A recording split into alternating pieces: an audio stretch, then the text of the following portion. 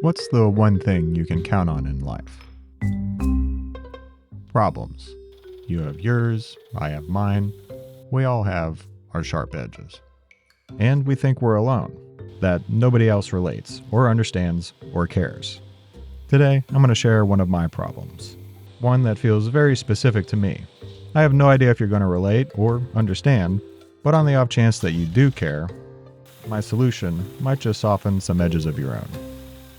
Welcome back to Inheritance Machining.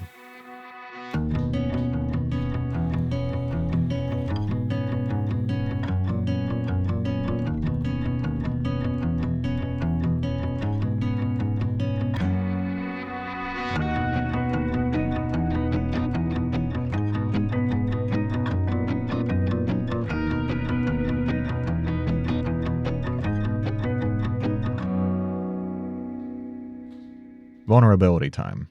If you're new here, you may not know that I have a particular weakness for chamfers. Those beveled edges on parts that not only make corners friendlier on the fingers, but also just make a part look like it was made with care. And I care. I care so much that somewhere along the lines you all decided that chamfers were a part of my personality.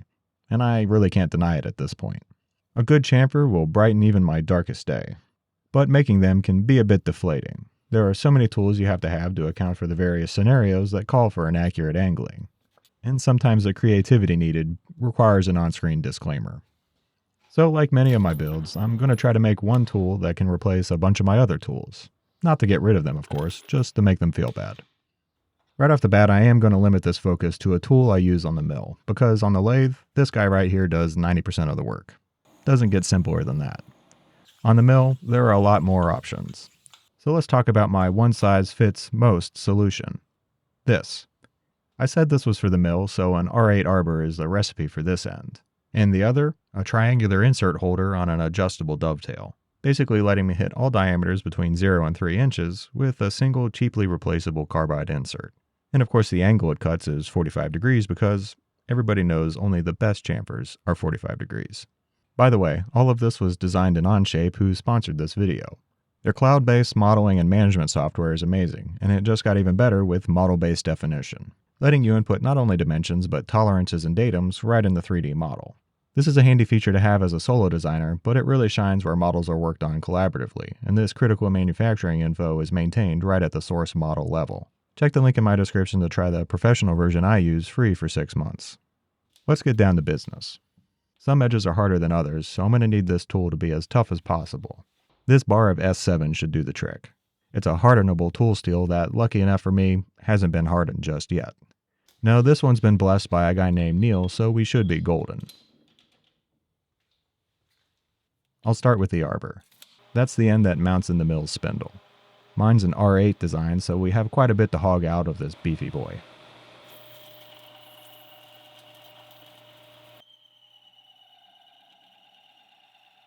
It is easy to get ambitious with heavy cuts like this, but lucky for me it only took 2 broken inserts before finding that limit. And pretty quickly we're down to the rough shape. Now before I cut the final dimensions, I do want to check for any stress deflections. Much like a tough guy who's never heard of therapy, these tend to reveal themselves after extreme experiences. But with the support of the tailstock out of the way, the wobble isn't actually too bad. Clearly this guy's done a lot of internal work. I'll give him just a peck with the center drill anyway, just for good measure, and we can finalize the diameters.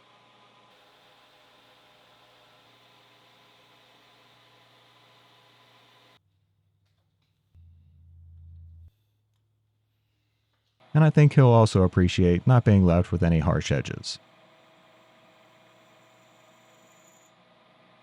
This whole ordeal is retained in the mill with a drawbar, which is just a fancy word for a big long bolt. So we're going to need a tapped hole here in the end. And speaking of tapping, I'll take any excuse to use the new tap handle I made in my last video. I was actually so excited about this handle that I made another one, with improvements. A finer thread with a knurled nut means I can gronk this down without needing an additional wrench like the first. And the nut itself is hardened tool steel, so it should have a longer life than the bronze one. I made the handle a little bit longer, thicker, and rounded as well for comfort, but of course if the going gets tough, you can still bring in the bigger handle to finish the job. A pretty good tap handle. Back to the tool at hand. The R8 taper is a very precise 8 degrees, in 51 minutes. So I'll dial the compound in with the indicator, Then use said compound to cut that taper. What, did you expect a joke in there somewhere? Nah, I was saving that for the next part. Time for the other end, which means a visit to this tool's future counterpart, the mill. And this collet block is going to be nifty for keeping all the remaining operations orthogonal. I'll start by decking the nubbins, then decking the entire face down to the right thickness.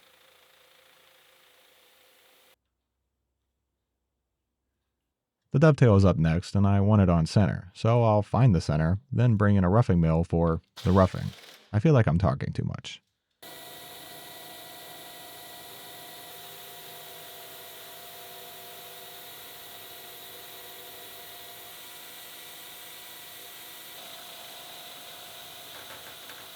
Of course, as soon as I take a break, something goes wrong. Got a little too rough with the roughing mill and knocked this all out of whack. Gouging into the bottom as well. I wasn't at full depth yet, so fingers crossed that clears up. Easy passes this time. No such luck. I had to take it a bit deeper to clear the calamity, but that's an easy compromise to the overall thickness with the fly cutter. Alright, let's give it the bird. Get it? Because dovetail. Now this is one of the actual features that makes this tool special, because along the dovetail I'll be able to adjust the cutter diameter, effectively letting me do the same thing as all of these tools, but in one.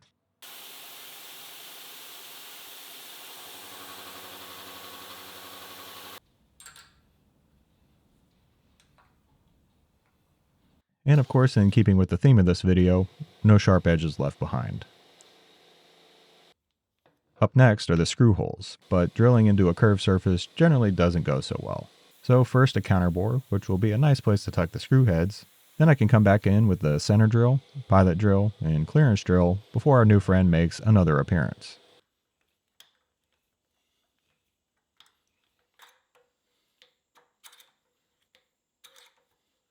Alright, final feature is one we can't forget. The clamping slit. Without this, no clamping.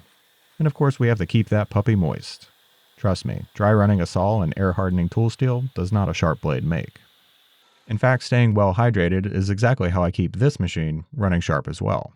And that's all thanks to Element, the sponsor of this video. You probably see this sitting in the background of some of my shots, and that's because I genuinely drink the hell out of this stuff. I'm addicted.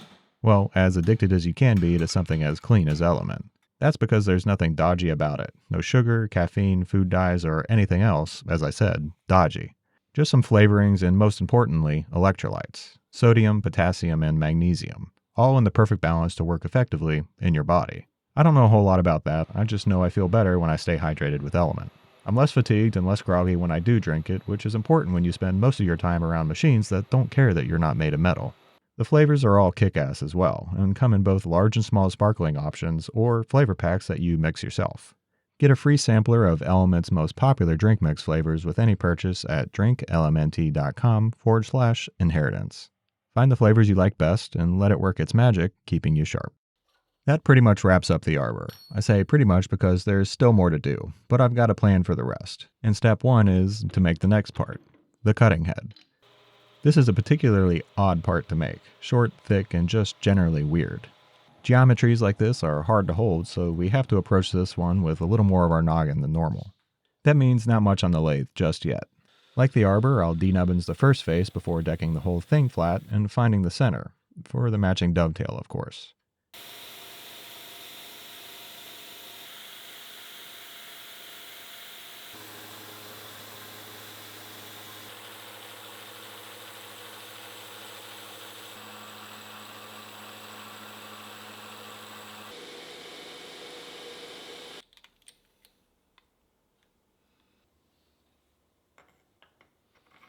Smooth like Sunday morning.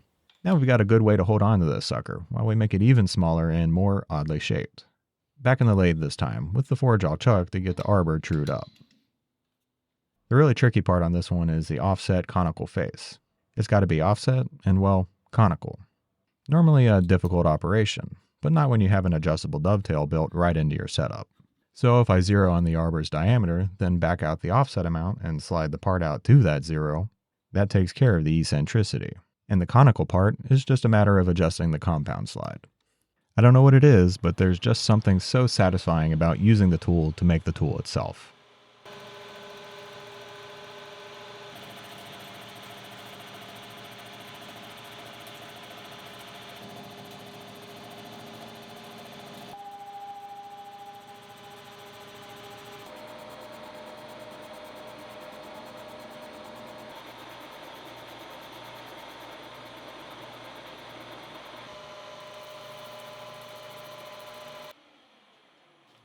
Now that is looking properly weird. Let's make it weirder. Back at the mill, I need the vise on its pivoting base for reasons you'll understand soon enough. And to hold our friend here, I'll use V-blocks rather than the collet block from before. Again, this will make sense soon. The only fussy part of this is getting the whole thing set horizontal. But running an indicator along the exposed dovetail, albeit short, should get us close enough that, well, it's close enough. Then after edge finding, we can start milling out the pocket for our insert. First roughing it down to the center line of the tool, then following that up with the finishing pass of a carbide end mill.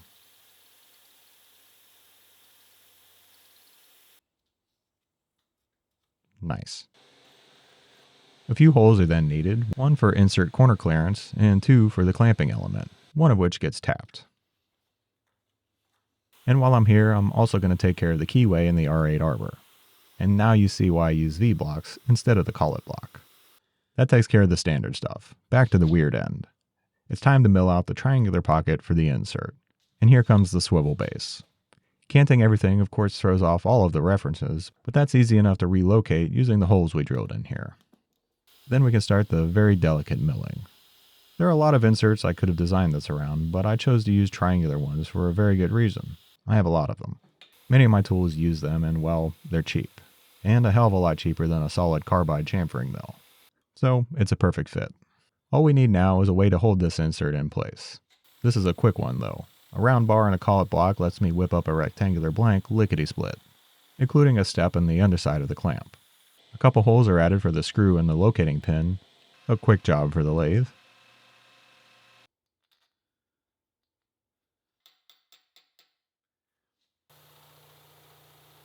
A cleanup cut hides the pin, a chamfer because chamfer, and then whee! There we go. I also went ahead and added the final relief on the arbor with the lathe. So now we get to put this all together. Now that is one beautiful multi-diameter chamfering mill. But looks aren't everything. We need this guy to be tough to handle whatever we might throw at him. So in the oven we go. In foil packs of course, so our steel doesn't decarburize.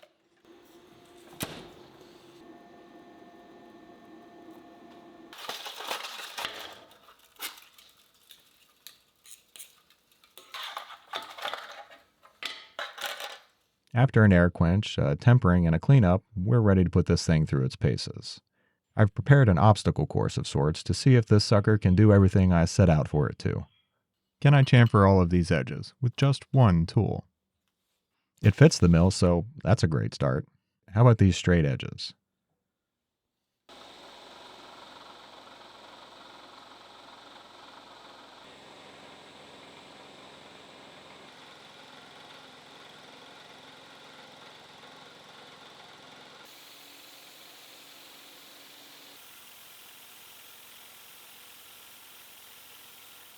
Piece of cake. Though I would be concerned after all this effort if it couldn't manage that. How about some holes? Without any adjustment, this first one comes out great. Sliding the cutting head in and... Yup, the smaller hole is no problem either. I expect I know how this bigger one will fare.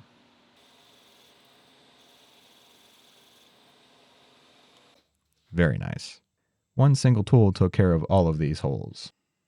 But what about some curved chamfers? Knowing the center point of these arcs, I can simply adjust our tool to match, then raise the table and cut the chamfer on both the straight and the fillets. Adjusting the size to match whatever I need. This is about as good as I could have dreamed of, but there's still more this bad boy can do. Like chamfered rebates. These come up more often than you would think, and I would normally need a chamfer mill for the chamfer and then a fly cutter to get a good finish. But with this tool, I can do both at the same time. Heck, I can even cut double chamfered pockets. Very nifty. And yes, it does work on steel too. I just didn't want to sacrifice a whole hunk of the precious stuff that might be needed for my next tool. If you feel so inclined to solve all of your chamfering problems as well, I'll leave the drawings for this build on my website.